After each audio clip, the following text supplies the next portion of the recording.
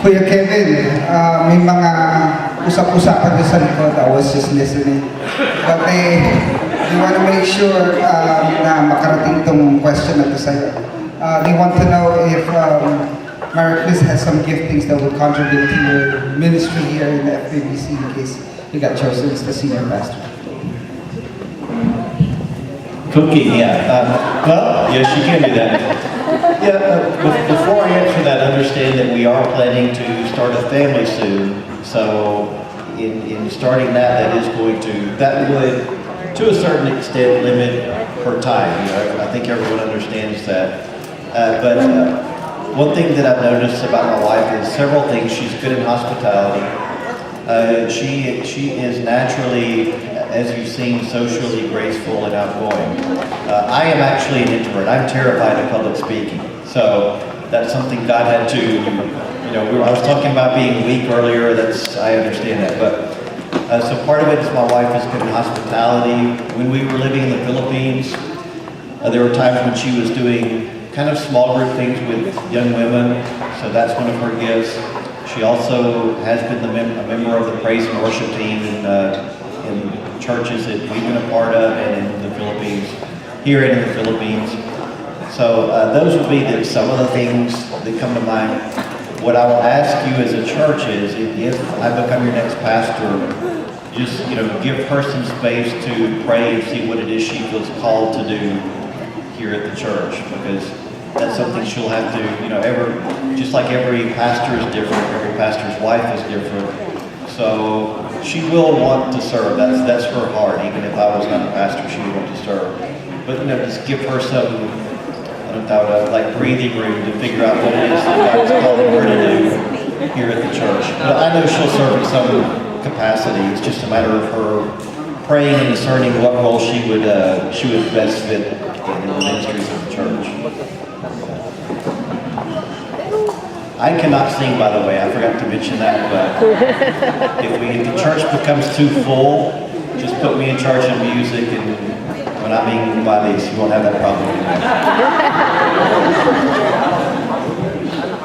Any other questions?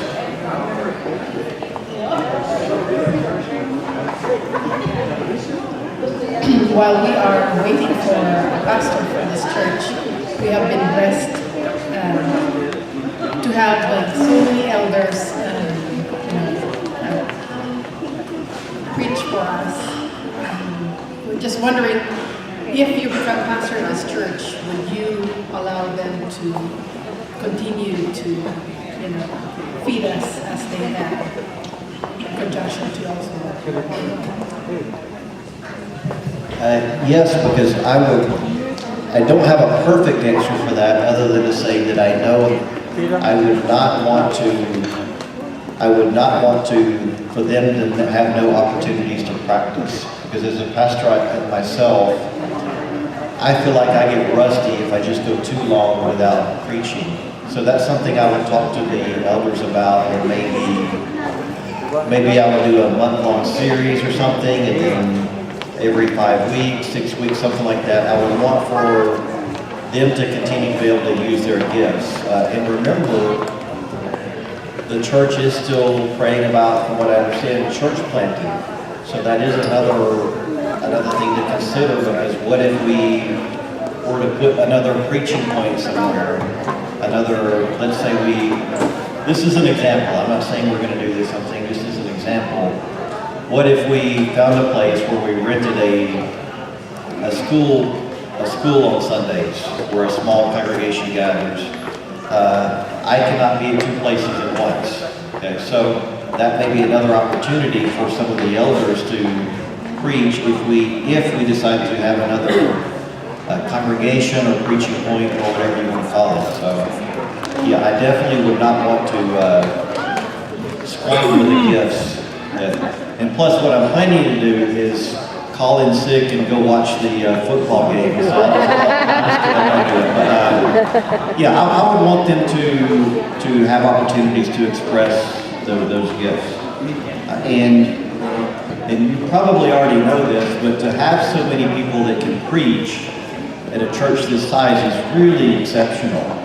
To have 3 or 4 people that can preach, that's that's unusual. I've seen churches of this size with 0 people that can preach. Actually, so to have so many people, so many men that can preach, it's a huge asset. So it would be unwise for any pastor to ignore that, I think. Yeah, good question.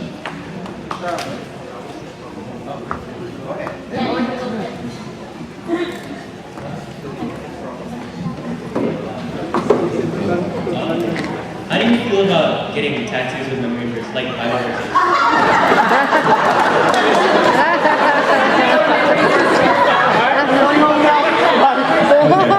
I'll show you. No, I'm just kidding. Well, okay, when you look at tattoos in the Old Testament, the prohibition against tattoos are Leviticus 19, I think. Don't ask me why I remember that. I haven't memorized Leviticus. I don't plan to, but the primary prohibition in the Old Testament against tattoos had to do with their connection to pagan worship. So that leaves us in a dilemma. If you were to ask me, does the Bible specifically prohibit tattoos for New Testament believers, I would say no.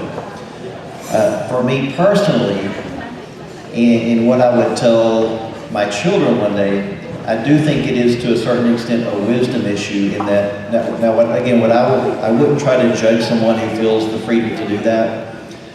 For me personally, it's more of a wisdom issue in that it's so permanent, so, even a Bible verse, I mean, it's okay, but one of my concerns is, okay, tattooing is the big thing now. What if 20 years from now, it's not popular anymore? Then you got people, they've still got it, they've still got it all over them, even though it's not popular anymore. So, for me, I would not say it's explicitly stated as sinful in the Bible, but I would say it's something that's, you have to think very carefully about because it's so permanent and so highly visible. Does that make sense? And ask your parents too. That's and Bible verse maybe girlfriend's name, I would not advise you to do that.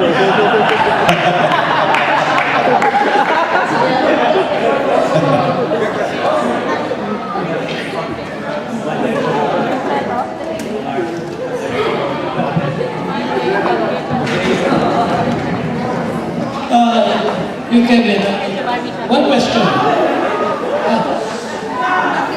In our vision statement, if you have read about it, every member of the Filipino American community will hear the gospel in order that he or she will continue to make the decision to accept Jesus Christ as his or her personal Lord and Savior, that his or her life will be transformed and family relationship strengthened to the end that every Filipino American child will be God-fearing and every home God-honoring.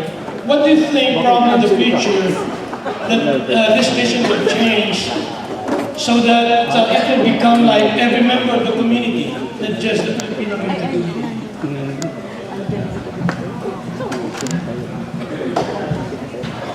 Well, I mean, I think that, at some point we may have to look at the wording of that vision statement, maybe to see if, to make sure it does say international community or entire community. Having said that, I would say there is no need to apologize for the roots and the history of this church. In other words, there's no need to apologize for being First Philippine Baptist Church, because I am guessing when people come in and they're welcome, whatever ethnicity they are, they're not really that worried about the name of the church. So in other words, I think the history of the church and the roots are something to continue celebrating. And in talking to the search team, I did sense that there is there's this urgency to make sure there's reaching out to the international community as well. But I think that's something that will just continue to happen naturally. One thing that I've noticed is sometimes, well, I've even seen it in the service today, there are some people who may not feel like they fit into an Anglo church that come here even if they're not Filipino. So I think that's something that will continue. Should we change that on the vision statement? Maybe, something we could talk about.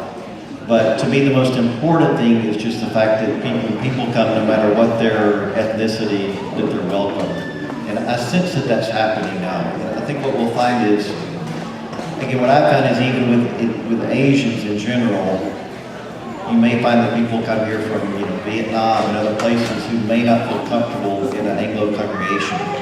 So to summarize, I think the history and the legacy and the identity of this is First Philippine Baptist Church.